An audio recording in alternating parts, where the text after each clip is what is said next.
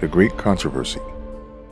Chapter 42. The controversy ended. Paragraphs 11 to 15.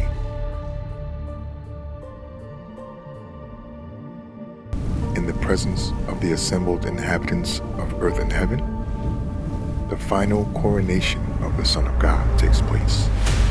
And now, invested with supreme majesty and power, the King of Kings pronounces sentence upon the rebels against his government and executes justice upon those who have transgressed his law and oppressed his people.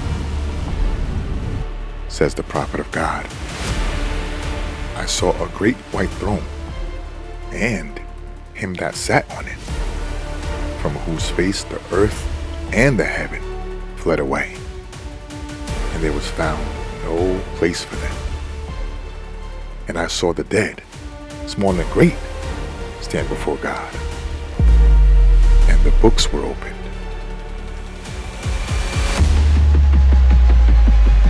And another book was opened, which is the book of life.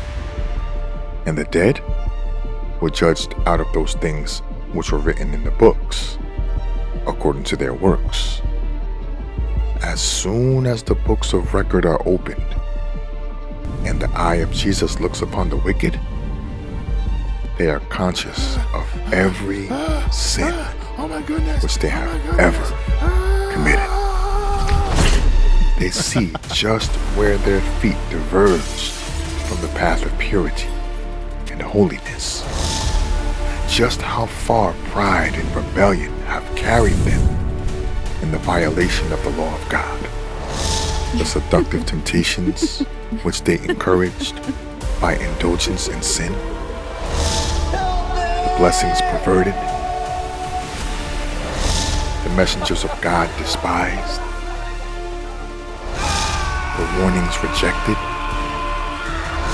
the waves of mercy beaten back by the stubborn, unrepentant heart, all appear as if written in letters of fire. Above the throne is revealed the cross, and like a panoramic view appear the scenes of Adam's temptation and fall, and the successive steps in the great plan of redemption, the Savior's lowly birth,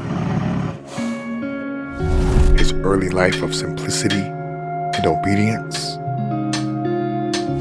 his baptism in Jordan, the fast and temptation in the wilderness,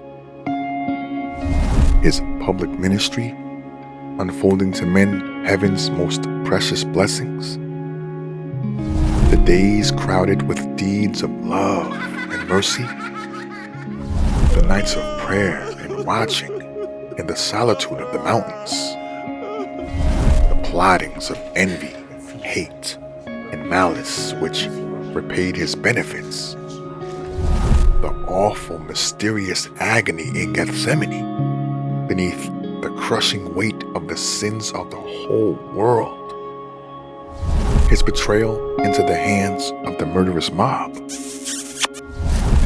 the fearful events of that night of horror, the unresisting prisoner forsaken by his best loved disciples, rudely hurried through the streets of Jerusalem, the Son of God exultingly displayed before Annas, arraigned in the high priest's palace, in the judgment hall of Pilate, before the cowardly and cruel Herod, mocked, insulted, tortured, and condemned to die, all are vividly portrayed. And now, before the swaying multitude, are revealed the final scenes.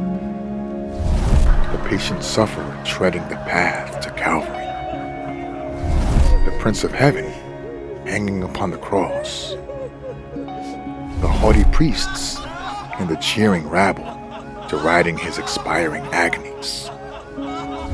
The supernatural darkness, the heaving earth, the rent rocks, the open graves, marking the moment when the world's Redeemer yielded up his life. The awful spectacle appears just as it was. Satan, his angels, and his subjects have no power to turn from the picture of their own work. Each actor recalls the part which he performed.